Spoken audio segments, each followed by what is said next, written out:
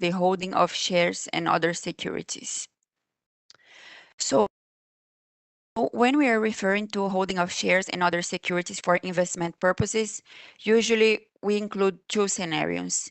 The first one, we are referring to shares of any class in the share capital of another juridical person or other types of equitable interests that entitle the holder to receive profits and liquidation proceeds.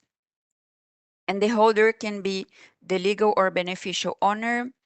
And when we are talking about shares, this could cover ordinary shares, preferred shares, redeemable shares, membership and partners' interest, options, warrants, other types of securities, capital contribution, and rights. So as you can see, it's not a prescribed list, and these different types of shares could be included in this qualifying activity, as well as it could cover the negotiable and non-negotiable financial instruments that are or can be traded in a public or private market, that are convertible or exchangeable into a security, or which confer a right to purchase a security.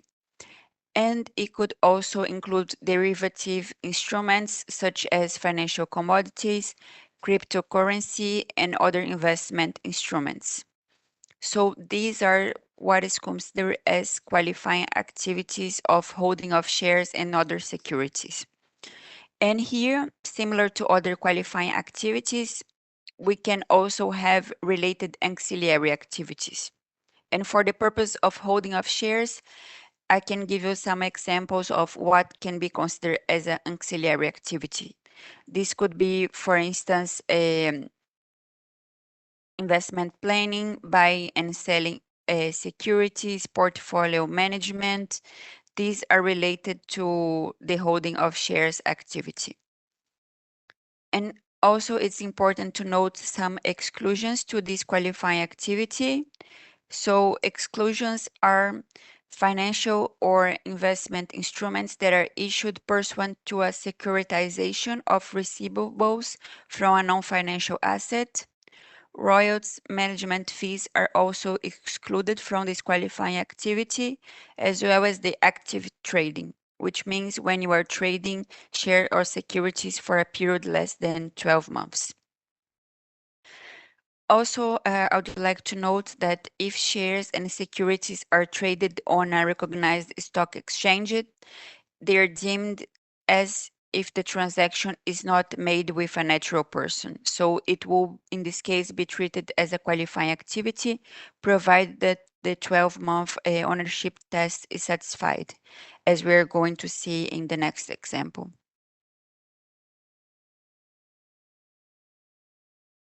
So in this case here, we have a ZLLC, a free zone person, which purchases 2% shares of JCO, a foreign company, in November 2024, with an intention to hold it for a 12-month period.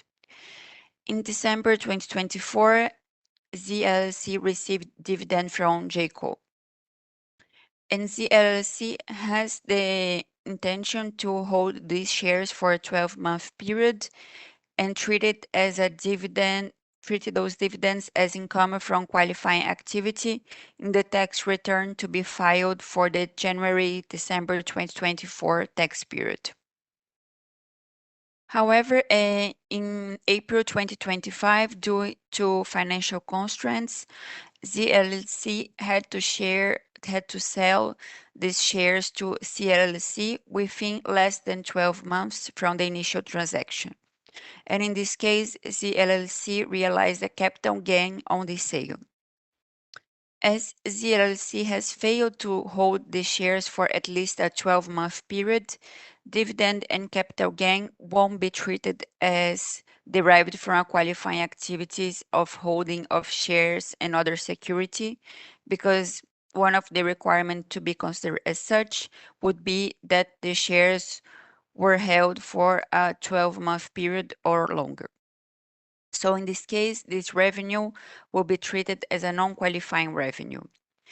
and the LLC will be considered as a qualifying free zone person for the January to December 2024 tax period only if it continues to meet the de minimis requirements. So here in this practical case, you need to analyze whether the non-qualifying revenue meets the de minimis requirements.